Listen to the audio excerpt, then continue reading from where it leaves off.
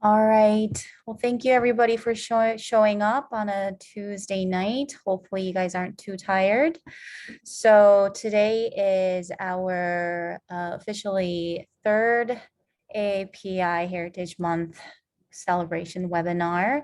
And today we have Dr. Marie Sato Quicksall, who she is available for chat at the moment, but we're going to have a recorded talk right here regarding cultural competency and inclusivity in the traditional Chinese veterinary medicine. And just a quick recap on Dr. Quicksall. She is a small animal general practitioner and acupuncturist. She goes by she, her, hers.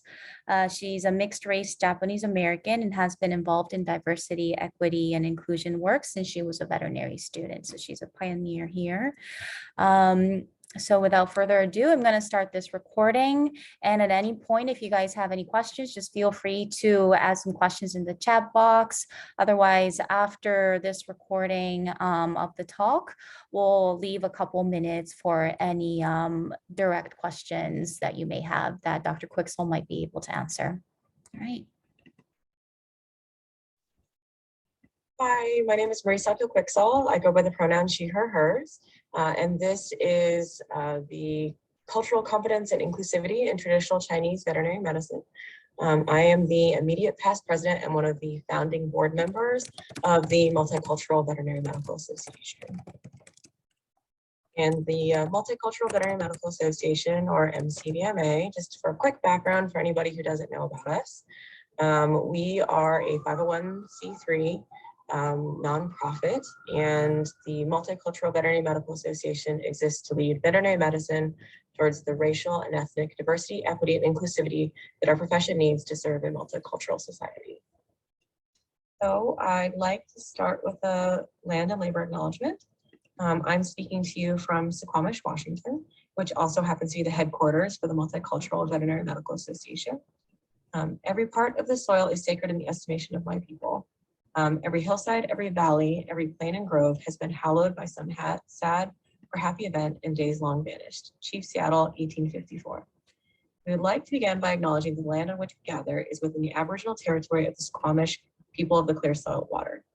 Expert fishermen, canoe builders, and basket weavers, Suquamish live in harmony with the lands and waterways along Washington's central Salish Sea as they have for thousands of years. May the Suquamish live and protect the land and waters of their ancestors for future generations, as promised by the Point-Elliott Treaty of 1855. We recognize and honor the strength, resilience, and capacity of Indigenous people in this region. We must also understand that simply verbally acknowledging the original stewards of this land is only a first step. There are many resources and opportunities to begin building your own accountability to the Suquamish people. We encourage you to do so. We also acknowledge that this country was built through enslaving and exploiting the labor of enslaved Africans. Chattel slavery and subsequent Jim Crow laws may have formally ended in this country, but those legacies and their effects on equal wealth distribution, segregation, exploitation, violence continue in our present day lives, manifesting in ways that are different and more insidious than the past. Anti-Blackness continues to be the blueprint for designing all systemic inequality and criminalization in this country. In recognizing this thinly veiled reality, it is vital that our work continues to call attention to anti-Blackness. It is equally vital to uplift Black resilience, contributions, and joy, and to collectively strive for Black liberation as our own blueprint for how we all get free.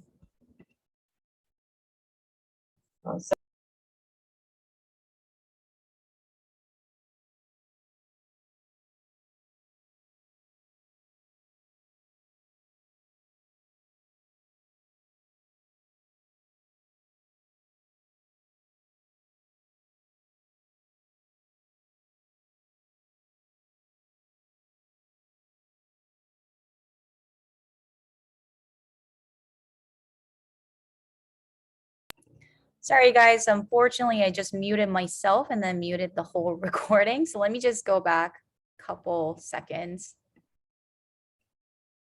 All right, I'm going to start from here. Sorry about that, guys. Contributions and joy, and to collectively strive for Black liberation as our own blueprint for how we all get free. So next I want to cover the financial disclosure, and I have no commercial relationships to disclose. So this talk is about both inclusivity and cultural competence. So we'll start off with a definition. So inclusivity, we want to make sure that we're defining inclusivity to be different than diversity. Diversity is about having different types of people in the same room, but inclusivity is about making sure all those participants can fully engage, participate, and be valued in that room. So there's a difference there. We see that inclusive environments lead to what's known as the diversity bonus.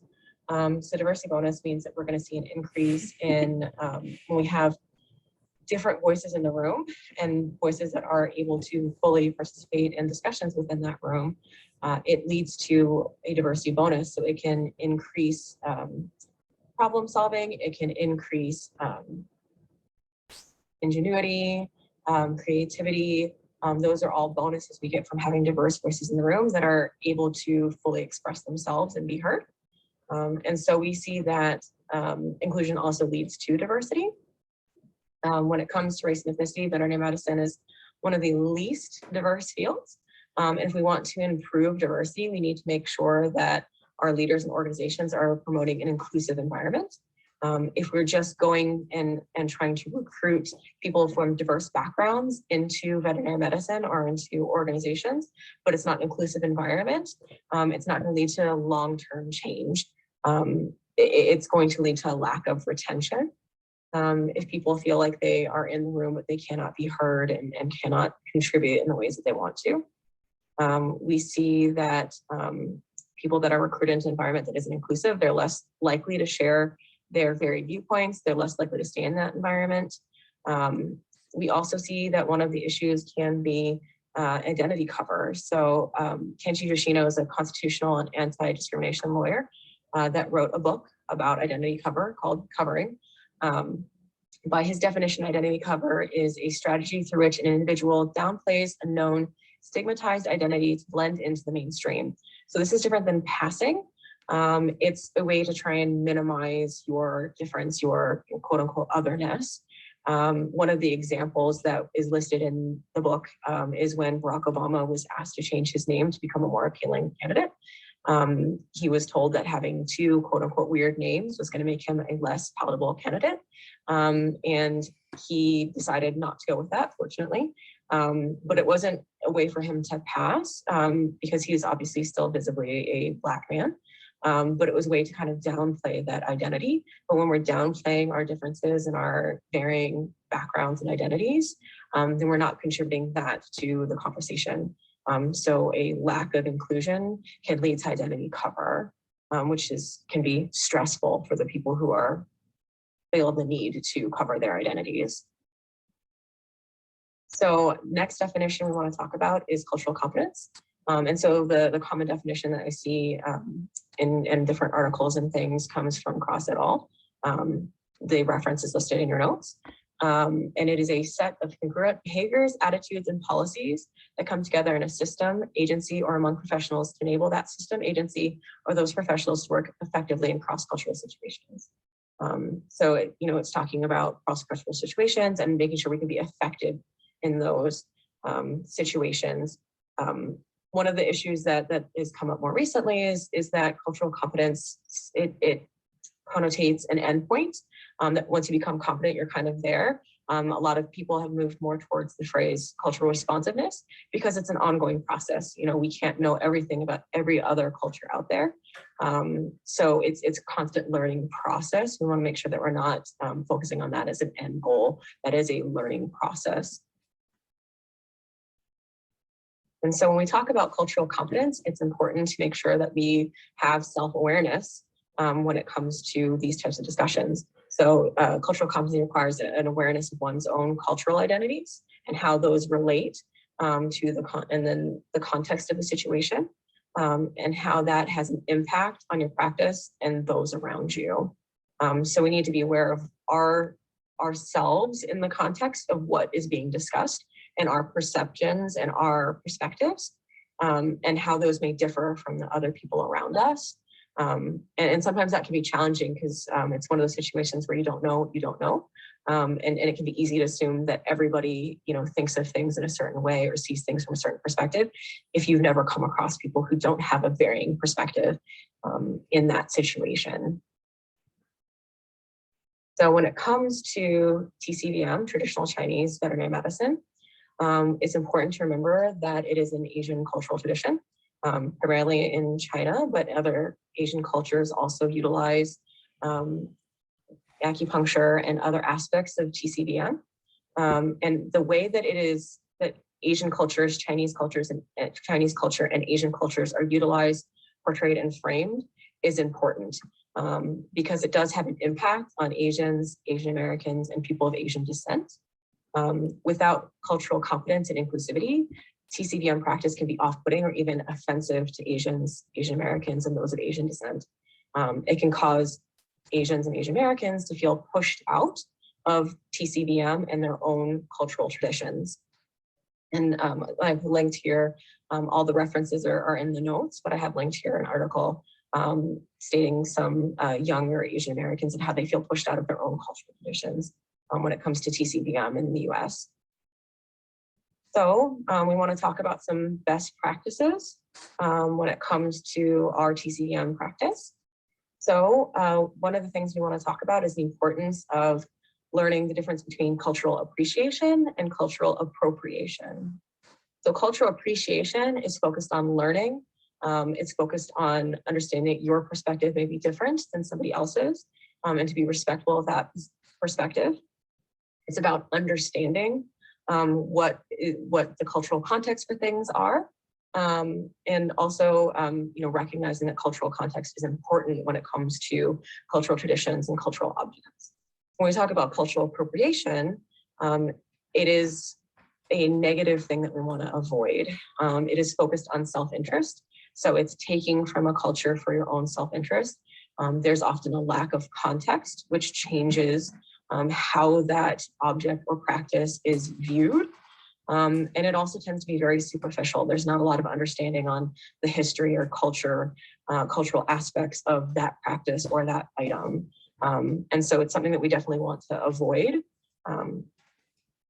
So when we talk about cultural appropriation and TCVM practice, it's important that we learn about the history of TCVM, particularly in the United States, and how it got here and how it was framed.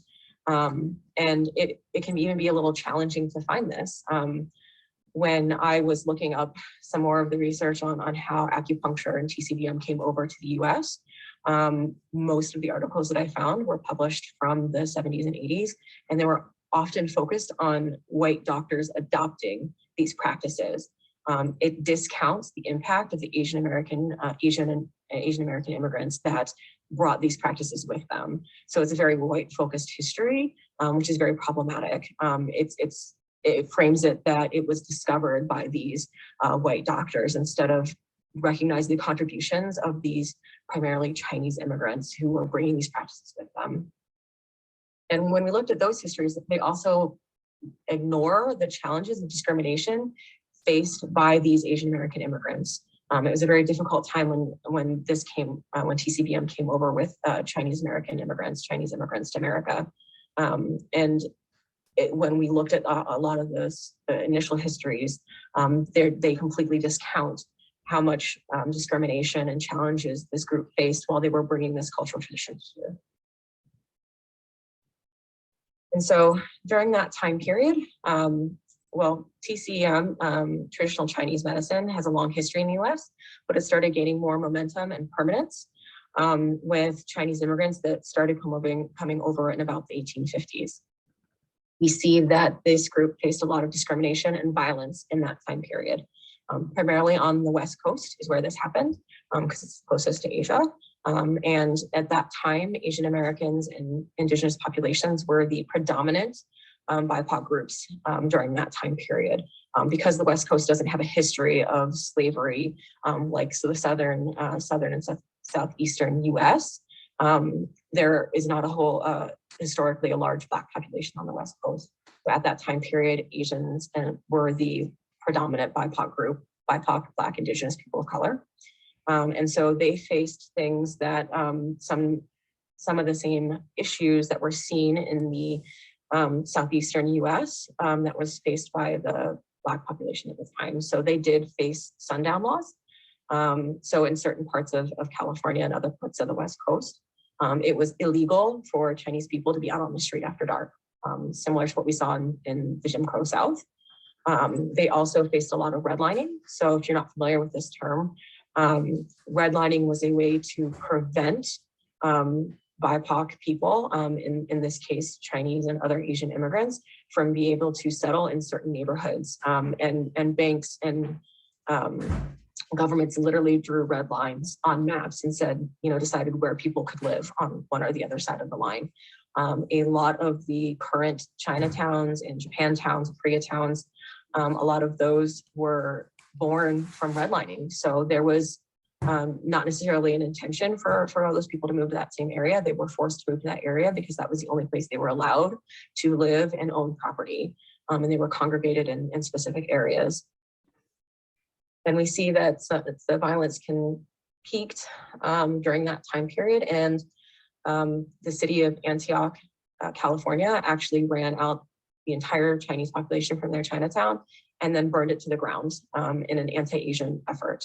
So this group of immigrants that were bringing acupuncture and traditional Chinese medicine to the US were facing all of these challenges. And then they also were subject to the Chinese Exclusion Act. And if you aren't familiar with Asian American history, the Chinese Exclusion Act of 1882 was the first federal law to explicitly suspend immigration based off of ethnicity, specifically Chinese immigrants. It prevented naturalization of Chinese immigrants. So they could come, if they did come to the US, and it was very limited, they were not allowed to gain citizenship, even if they went through the same procedure that immigrants from other countries went to. This was also used as a template to exclude other Asian groups. And so it was, like I said, a federal law based on racism that this same group of immigrants were facing. We also see that in the history of acupuncture, that while it was brought over during those time periods, it really faced kind of a legal challenge and barrier to practice. And one of the acupuncturists that played a large role in the legalization of acupuncture was Miriam Lee. She was an acupuncturist trained in China and then came to the US as an immigrant. And she was arrested in 1974 for practicing medicine without a license for being an acupuncturist. In her trial, there was a lot of public support. Hundreds of her patients came to her trial to protest her arrest and explain how helpful she was in treating some of these people. And a lot of those people were, Asian immigrants in economically depressed areas that didn't necessarily have access to other types of treatment. And so she was providing a service that was not available to the community. And this trial and the large amount of public support for Miriam Lee is one of the directly contributed to the legalization of acupuncture in the US in 1976. We also see that in the 1970s is when kind of our modern TCVM, traditional Chinese veterinary medicine, started to emerge around that same time period. So that kind of gives us an overview of a very brief overview of the history of acupuncture and what the Chinese immigrants who were bringing acupuncture to the US were facing at the time. So then we kind of start talking about specifically in TCVM practice, things that we want to be aware of. So we want to make sure that when we're talking about using cultural symbols, that we're doing so in a very conscious and thoughtful manner. We want to make sure that we're avoiding anything that could be considered generically Asian. We see that there can be a tendency to consider all Asians to be the same. And Asia is a very big country and a very big continent, and it's full of many different countries with their own different complex cultures. But there's a stereotype that they're all the same. And it can be easy for people who don't have the cultural context to fall into that stereotype. And it's something that we definitely want to avoid. If they're just considered, quote unquote, generically Asian, it can be off-putting to Asians and Asian Americans. We also want to make sure that anything that we're using, that we are also paying attention to the context and the history of that symbol. Especially if it's an important cultural symbol, or if it's a religious symbol, if they are presented as a novelty or just as a decoration, it can be trivializing to the culture or the religion that it comes from. We also see that it can also be commercializing something that is a cultural tradition, and that can be very problematic. And so we want to make sure that we're avoiding those things. We really want to be careful about any kind of religious symbols before incorporating them into any kind of like symbolism, decorations, or things you're using in your TCVM practice. Religious symbols without context can be seen as trivializing. So we definitely want to avoid that. We also want to make sure that there's a connection to TCVM. For example, the yin yang symbol is a direct tie to TCVM. It's obviously very tied into it, but something that's completely unrelated. Like I see sometimes people use those toy Japanese gardens, which are personally a pet peeve of mine. I'm not a huge fan of those as a Japanese American myself. But they don't have any direct ties to TCVM. They're actually more related to Buddhist traditions and Shinto traditions that really don't have anything to do with TCVM. So placing them in that context is just saying, oh, look, this is Asian, I'm going to put it here. But it doesn't really provide the context for why that is related to what you're doing. And so it can come off as ignorance and falling into that stereotype that all Asian cultures are the same, which is very problematic and unfortunately very pervasive in the US. We also want to be conscious of who is benefiting from this cultural use and who is being penalized for it. We see that sometimes people that are using those cultural objects or religious objects from their own culture may be penalized for those beliefs and may be penalized for using that symbolism. But then if a person outside of that culture turns around and uses that same thing, they may be praised for being, cosmopolitan or, woke or culturally, conscious when people who actually are from that tradition are getting penalized for the same thing. So, one of the things that we talk about in general with DEI work is, Black hairstyles where, certain celebrities and stuff may garner attention and praise for having, dreadlocks or cornrows or things like that. But actual everyday Black people are still getting penalized in the professional spheres for wearing those same hairstyles. And when it comes to this, people may use, one of the things I see often when it comes to Asian American symbol use is Buddhist statues and things. And some people may say, oh, that's so cool. It's so interesting. You're into that if you are not part of that tradition. But then people who are actually Buddhist and come from Buddhist backgrounds, that includes myself. My family follows Buddhist traditions, among Shinto traditions as well from Japan. They may be penalized for practicing that religion. And so that's incredibly problematic if one group that is using it at a superficial level is getting benefit and another group who's using it as a deep cultural or religious object may be facing ostracization, discrimination, all kinds of negative impacts from that. So it's something we want to be cognizant of. We also want to think about how we are acquiring this item. When you are buying this item, are you buying it from an Asian artisan or a Chinese artist? Is your purchase going to directly benefit the people that this cultural object comes from?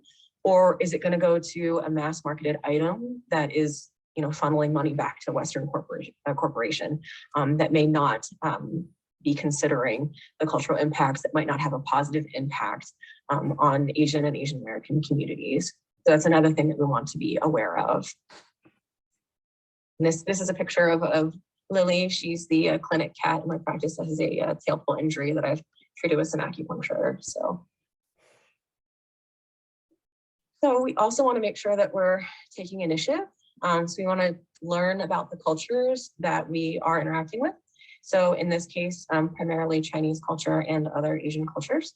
So we want to make sure we're taking the initiative to learn about, those cultures and any kind of objects and things we're using.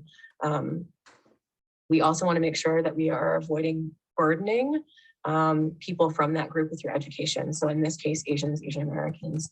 Some of us may volunteer to assist in your education by doing continuing education lectures like this, or having conversations about it. But it is not the responsibility of people from that group to educate you. Like I said, they may decide to do so on a voluntary basis, but it is not necessarily on that group, every individual in that group, to be willing to spend the time and effort to educate every person that they come across on that. And it can be a burden to do that. So there are lots of other ways that you can get this kind of information from people who volunteer. So cultural centers, lectures like this one, and some of the other lectures that are going to be in this conference. The internet has some really good information. There can be some bad information too, just like with everything online. So we want to make sure that when we are finding resources, that we are also checking those sources. Just like with everything, you got to figure out who's saying it, why they're saying it, what may be influencing what they're saying. And specifically when it comes to DEI type work and cultural work, it's important to focus on the voices within the culture. As I said, when I was looking up the history of traditional Chinese medicine and traditional Chinese veterinary medicine in the US, the majority of articles that I found were focused on the white people that were involved in the white perspective on discovering these things that were, obviously cultural traditions for thousands of years in Asia. And so when we're reading about, cultures that we are interacting with, in this case, Chinese culture or other Asian cultures, that we are listening to people within that culture. We're not only listening to the outsider perspective, the white person's perspective on that culture, because it often doesn't have the same amount of nuance as somebody who is, from that culture. It's important to get a voice from the inside of that culture. So some of the common pitfalls that we want to avoid. So the first one that I want to discuss is othering and exoticization. So othering is a set of dynamic processes and structures that engenders marginality and persistent inequality across any of the full range of human differences based on group identity. So othering implies other, but it also has an implication of inferior and not normal. So those are the things that we want to avoid. And a specific type of othering that we often see when it comes to TCVM and in general, Asians and Asian Americans within American culture is exoticization. So exoticization is, like I said, a specific form of othering. And it is where something or someone is viewed in a superficially positive manner because it is different or exotic. So liking something just because it's different, not necessarily for the substance of it. And the implication is still that I like it because it's other, I like it because it's out of place, it's weird, it's not normal. That's the implication of it. Even if it may superficially appear positive, there is that negative implication. And oftentimes it's seen as liking something for being different or strange, like I said, instead of the actual substance. Cultural appropriation is often at play when it comes to exoticization. A common example of exoticization that we see in the US is the wise Asian mentor trope. So this is your Mr. Miyagi. This is, a lot of the different types of representations of Asians and Asian teachers in mass media. And it's where the Asian mentor is often so other that they have supernatural powers, but they don't have the same agency as the often white protagonist to propel the story forward.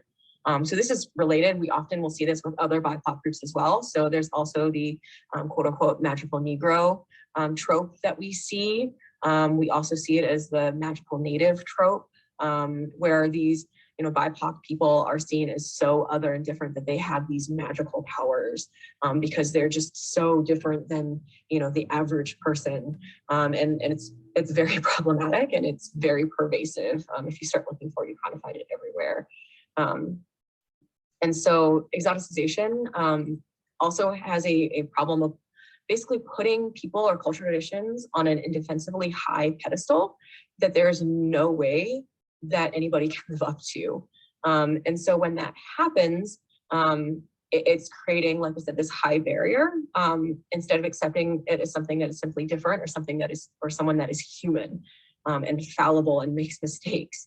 And so when you put these traditions or these people on such high pedestals, when they can't live up to that pedestal, to that, that expectation, it can delegitimize that person or that cultural tradition. So, I've seen that in acupuncture where people get so wrapped up into it.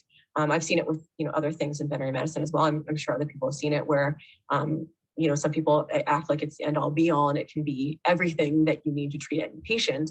And when you do that, and then you have a case where it can't live up to that expectation, then other people can point to it and say, see, it didn't work. You said it works for everything. It didn't work this one time, so it doesn't work at all. And so that can become very problematic, and like I said, delegitimizes TCVM and acupuncture practice. And so something that we want to avoid.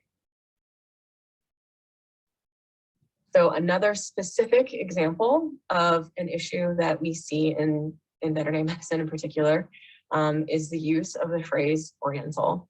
And it is, again, a form of othering.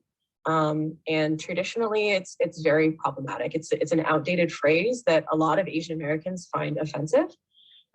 Its origin is in othering the entire Eastern Hemisphere. So at points in time, Oriental included North Africa, the Middle East, and all of Asia, and lumped us all into one group, which is obviously very problematic. And it also is very Western centered. So it's anything east of civilization is how it was defined. And civilization being, at the time, Europe, when the phrase was first coined. And so it can be very offensive to Asians and Asian Americans. It also, particularly in the US, carries a lot of historical baggage. So we were kind of talking about cultural context and historical context. So you can't just look at the word and consider it a word when it has been used in such a negative manner towards Asians and Asian Americans and Asian communities for generations in this country. So it carries a lot of that baggage.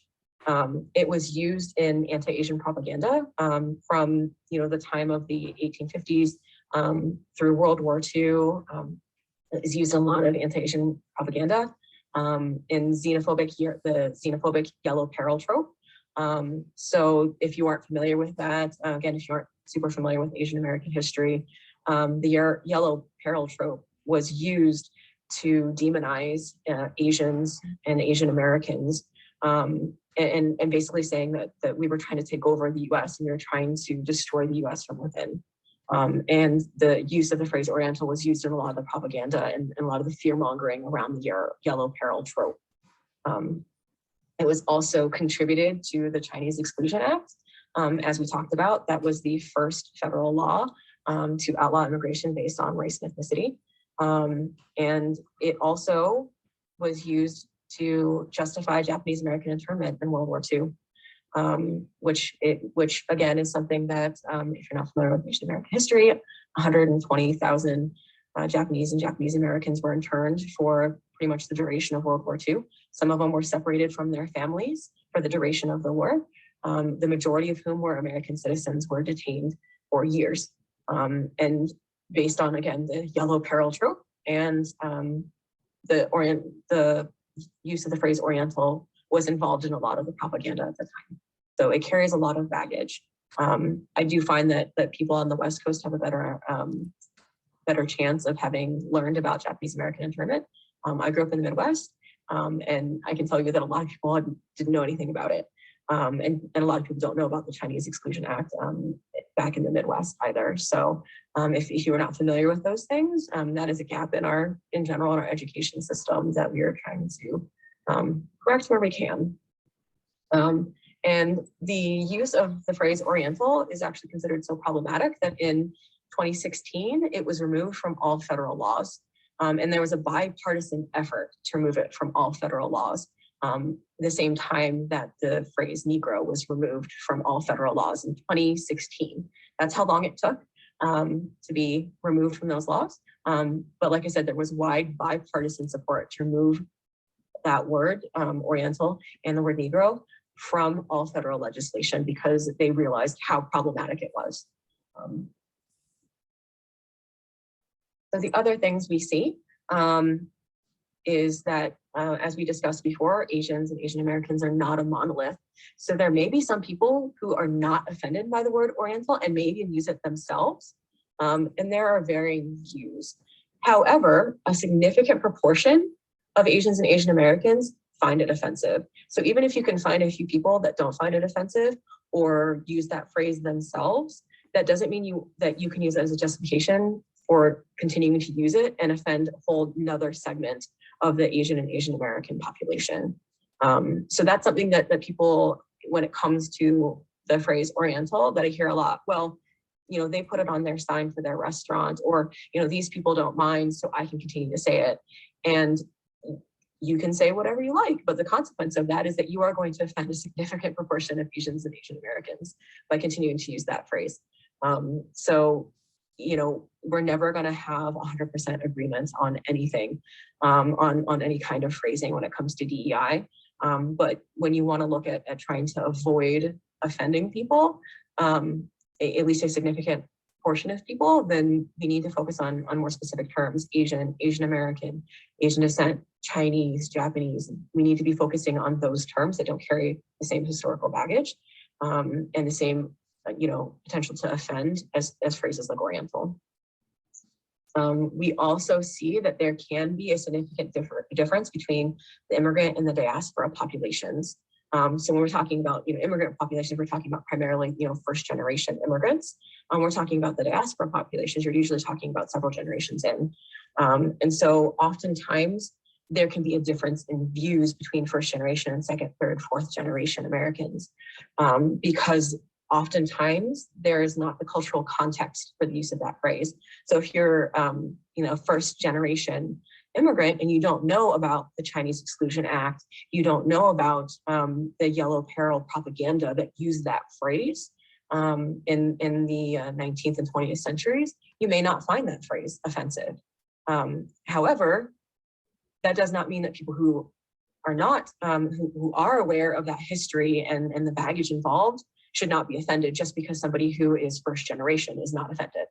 And we can see that a lot because a lot of times they don't understand the history. And especially, you know, as I said before, Asian American history is not widely taught in schools. And so if we're not teaching it in schools and immigrant populations are not having access to that information, they might not understand the whole cultural context of it.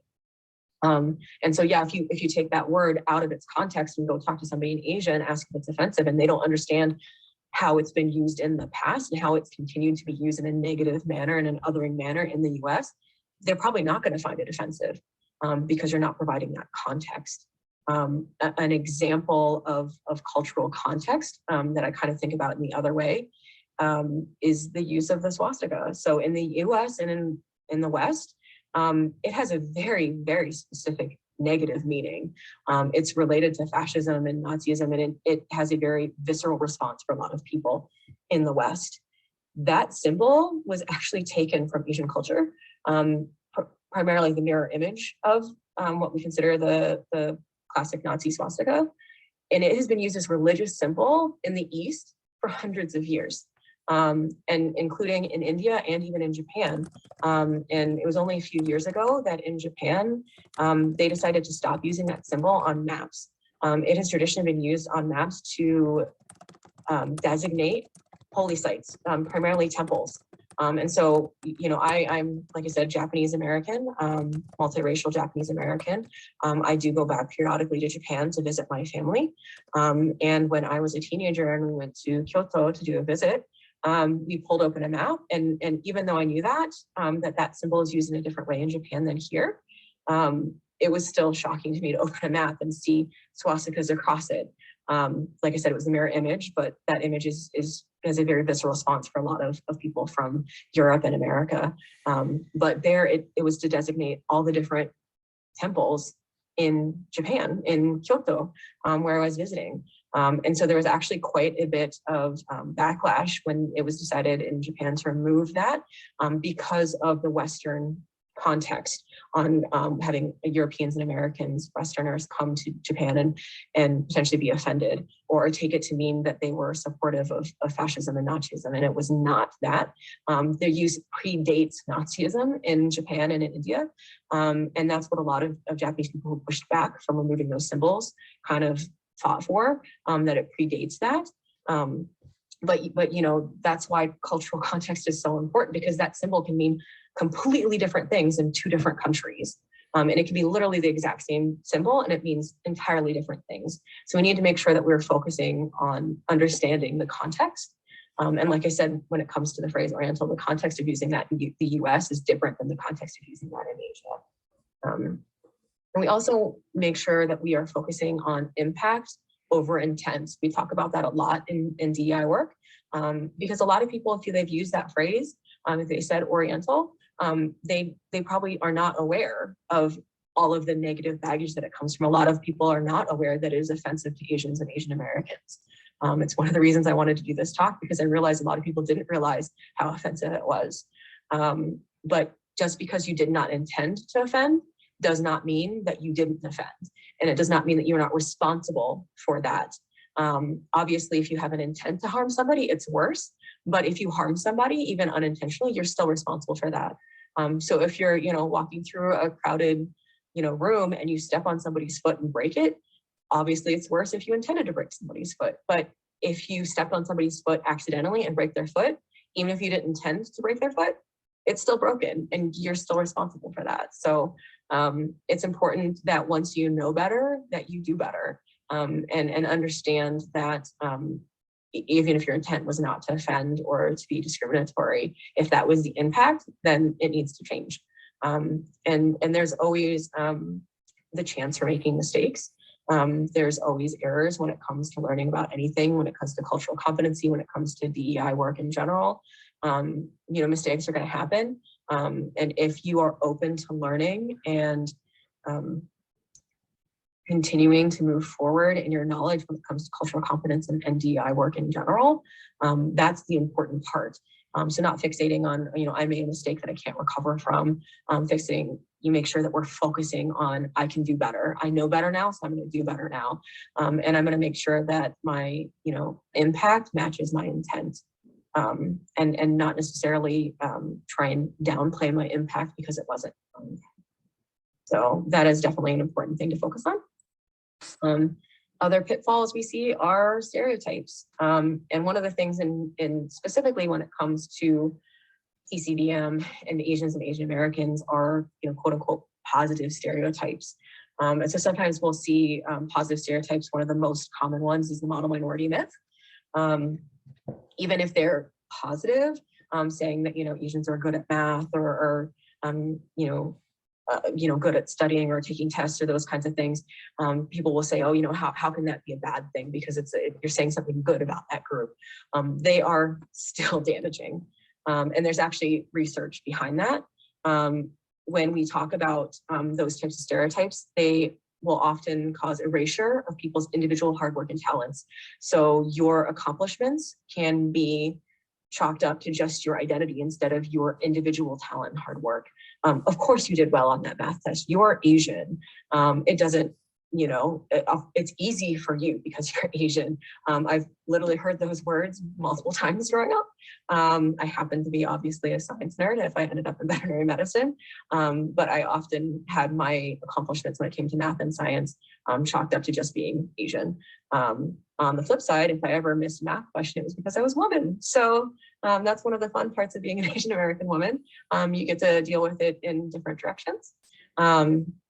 We also see that positive stereotypes encourage seeing groups as a collective instead of as an individual. So again, all Asians, all Chinese, all Japanese, instead of seeing each person as an individual. It can also have a negative impact if people don't fit into that stereotype. So say you are, an Asian American who's not good at math or, not naturally good at math or not naturally good at something else you're supposed to be good at. it can be damaging to that person's sense of identity. I failed this math test. I'm not a good Asian. I'm not Asian enough. Those types of things. So it has that negative counterbalance. We also see that can lead to bias and higher expectations. So if you're supposed to be quote unquote naturally good at something, then oftentimes the expectation is that you have a higher expectation than somebody who does not have that identity. So, that would be, if you're Asian and you took a test and you got an A- instead of an A+, and everybody thinks you should get an A+ because Asians are good at taking tests, but somebody else, a white person, take that same test and got a B+, they may receive more praise because there's not quite that level of higher expectation. And as I said before, there can also be a negative counterbalance. Oh, well, one of the common ones you see is the model minority myth that Asians are hard workers and good at math and those types of things. The counterbalance to that is that we're not seen as leaders and not given the opportunity for leadership positions. We talk about the bamboo ceiling when it comes to Asians in leadership positions, whether it's academia, whether it's the corporate world. There are not a lot of Asians in a lot of those roles, and those positive, quote unquote, positive stereotypes play a role in that. It also has an impact on what's called stereotype threat. So stereotype threat is where a negative, often a negative stereotype if you're performing an activity through which your group has a negative stereotype, that you are afraid of reinforcing that stereotype. And then often that can split attention and focus and lead to a poor outcome. So they've done studies on stereotype threat. And one of the studies that they did was on women in math tests, as I was talking about before. And they were talking about, they did 2 rounds of testing. And in each round of testing, they had an equal number of men and women, and they were all level matched for their skills and education in math. So the first test, they reinforced the stereotype before the participants took the test. They reinforced the stereotype that men are better at math than women, and women are just don't do as well on tests as men when it comes to math. When they reinforced that stereotype before they took the test, that is the outcome that they got. Women did poorer on that test than men.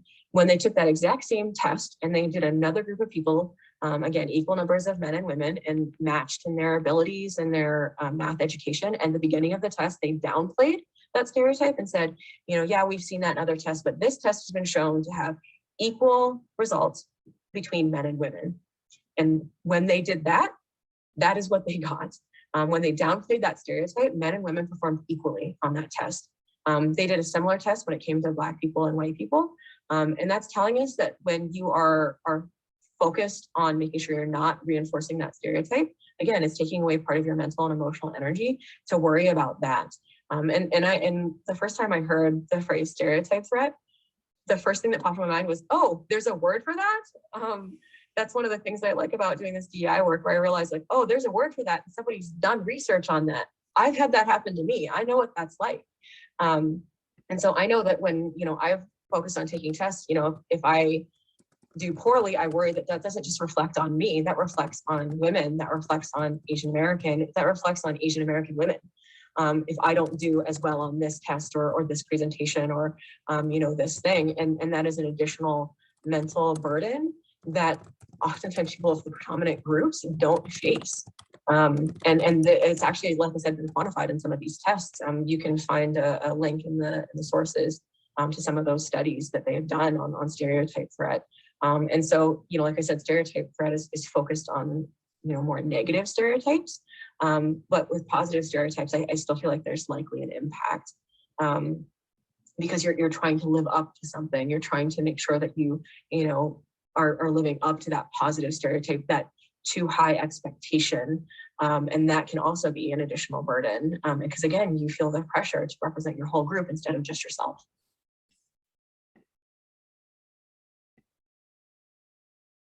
So other stereotypes to avoid, we kind of talked about this earlier, that all Asian cultures are the same. We need to make sure that we avoid that because it's something that we see a lot in the US. As we said before, Asia is a very large continent with many rich and complex and distinct cultures and histories. And I will say, just like any other continent, there's conflict there too. There's been, plenty of wars and other conflicts between those Asian countries. And they oftentimes have been violent conflict between those different Asian countries. And so there's not always necessarily solidarity between those groups. And so we also see that we want to focus on where acupuncture is practiced. So when we're looking at cultural symbols and things for your TCVM practice, just picking random Asian countries that don't even practice acupuncture, don't have practiced it very long, is not the best idea. It's better, again, to understand the history of what you're using and then how that ties into TCVM, or other types of Eastern medicine, acupuncture, those types of things. Make sure that it ties back in, that you're not just using something randomly. And we also want to make sure that we're looking at cultural item placement. Placing cultural items from a variety of different Asian cultures next to each other without context can feed into that all Asian cultures are the same stereotype. If there's some thought to it and making sure, again, that it's items and things that are tied back to acupuncture and TCVM and there's a common thread, that's going to be better than if you just have random quote unquote Asian things next to each other that have no connection to each other and no connection to acupuncture or TCVM. Let's see, another way, we talked about making sure it's connected back to acupuncture. We also want to make sure that it's connected to TCVM, and do they traditionally practice acupuncture in that country? So, for example, when it comes to Japan, acupuncture has a very long history there. Acupuncture use dates back about 1,500 years, so not quite as long as in China, but a long time. So, and it has a lot of, it's very widespread use in Japan. In contrast, in India, acupuncture has been seen sporadically throughout history, but it really didn't start persisting until the mid-20th century. So you're really looking at a similar timeline to acupuncture, current use of acupuncture in India, to what we're seeing in the US now. So, tying in Indian cultural items is probably not,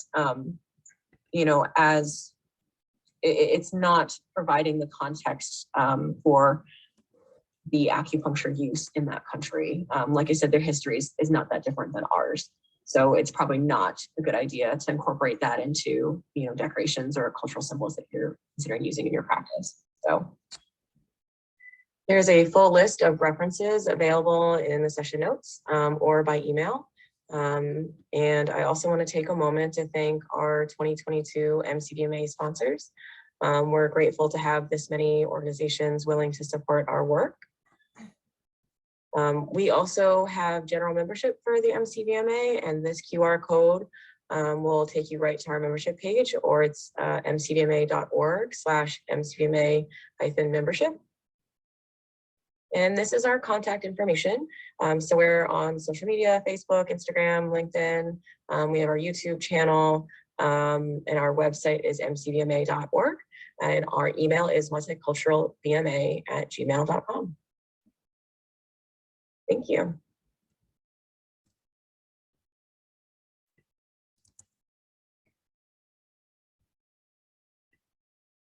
All right. Thank you, everyone, so much for participating and listening to the recording of TCVM Cultural Competency. Does anybody have any questions? I think Dr. Quicksall, are you available for questions at the moment?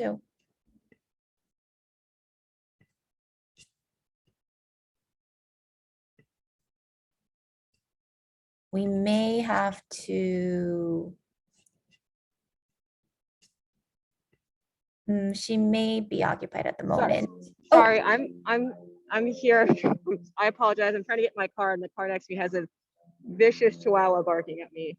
But I can answer a few questions. Thank you. I know you're in the middle of a lot of different things, so thanks again so much for being part of this. So I have a question how, and this is sort of a overall question about your experience practicing TCVM and vet med as an Asian American woman. Do you feel, or I don't want to ask you anything leading, but how has your experience been in comparison to perhaps another TCVM practitioner who is not of Asian descent or who is maybe a white practitioner? Do you feel like there's been any difference in your experience, good or bad? Or do you feel like it's more or less been the same where you practice? Yeah, I mean, I feel, hold on, honey. Yeah, I feel like I've experienced some of the things.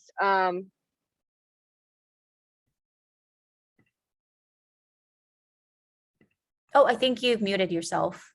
Yeah, sorry. So yeah, I feel like some of the things that we talk about, like the stereotype threat and stuff, you know, people assume that I'm gonna have more of a knack for it. I'm sorry, hold on, my son is making noise in the background. That's totally fine. Yeah, it looks like Kelly was wondering the same thing as well.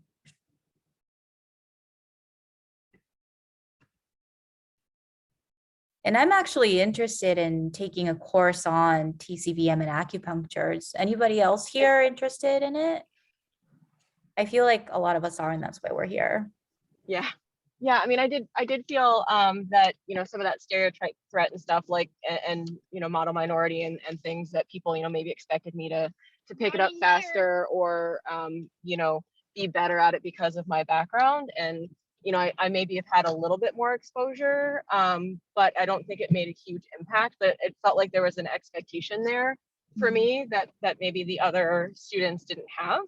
And then also just, you know, some of the things that I, you know, mentioned in there about, you know, using the phrase Oriental and exoticization and stuff like that, you know, it made it not the most comfortable environment during my training because some of my professors were doing some of those things. And the majority of my classmates, nobody had, you know, seemed fazed by that, and nobody seemed to be offended. Nobody said anything about it. So it didn't always feel like the most inclusive space, but it also felt like they were not aware of that.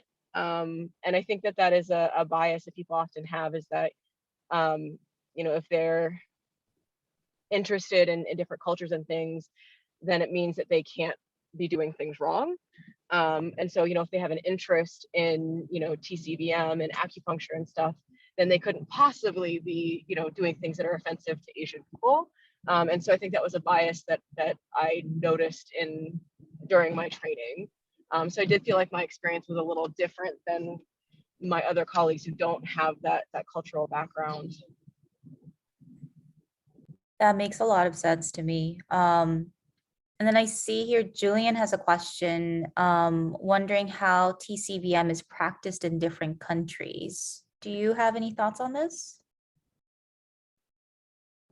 So I do know a little bit. I've primarily been exposed to acupuncture within the US, a little bit in Japan, just because it is so common there.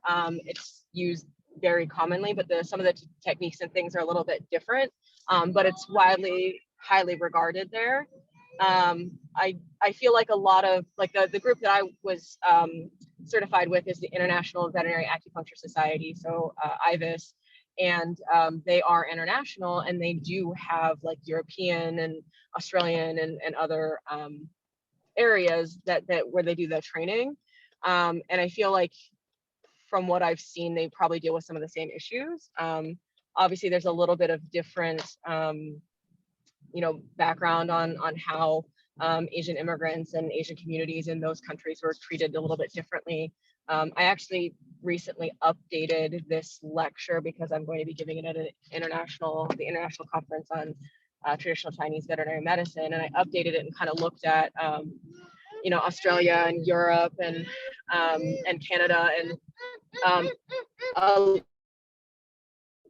a lot of those countries had similar histories of the acupuncture coming over in the 1880s, which was a consequence of colonialism and destabilizing parts of China, leading to large mass-scale immigration in that time period, and then people facing discrimination in those countries as well, often similar to what they saw in the US. So, you know, Canada, Australia had very similar histories. There was less immigration to Europe, but there was a lot of similar discrimination there as well. And I think we have one more question and then we'll let you go. So Shireen says, what is the process like to be able to practice TCVM? They're going into first year vet student, I believe, and want to hopefully track in a way so that they can use TCVM at their own practice in the future one day. So yeah, I believe that for the training programs, I believe you can have students in them. I think you might have to be like a third or fourth year student. There was at least one or two people in my training program that were fourth year veterinary students. And like adding that on to your fourth year sounds like a lot of work to me. I just got certified in 2020, but I worked in an integrative practice prior to vet school, which is kind of what piqued my interest in acupuncture. And so I think that there's different ways to go about it. Some people wanted to introduce it sooner. I decided I want to get my feet under me as a practitioner and then have my kids and stuff before I decided to continue my education. So, but I think if you're interested in it, just like trying to learn as much as you can about it at an early stage, whether it's, you know, going and getting that certification before you graduate that school, or, you know, whether it is afterwards, but kind of getting exposure to it and thinking about ways you can incorporate it and have it be integrative. Yeah, and Shireen, I would also add that externships, if your vet school does provide you with time for that, that would be a good opportunity for you to expose yourself more to the practice and see if it's something that you really enjoy doing. So that's my little tidbit as somebody who does not practice, but did shadow a couple of acupuncture practitioners. So thank you so much, Dr. Quicksall, again, and for everybody for joining in today. If anybody else has any more questions that pop up, feel free to send us an email, and then I will refer them over to Dr. Quicksall. All right. Have a good night, everyone. Bye. Thank you for having me. Bye. Thank you for hanging out with us. Have a good night. Thanks. Bye.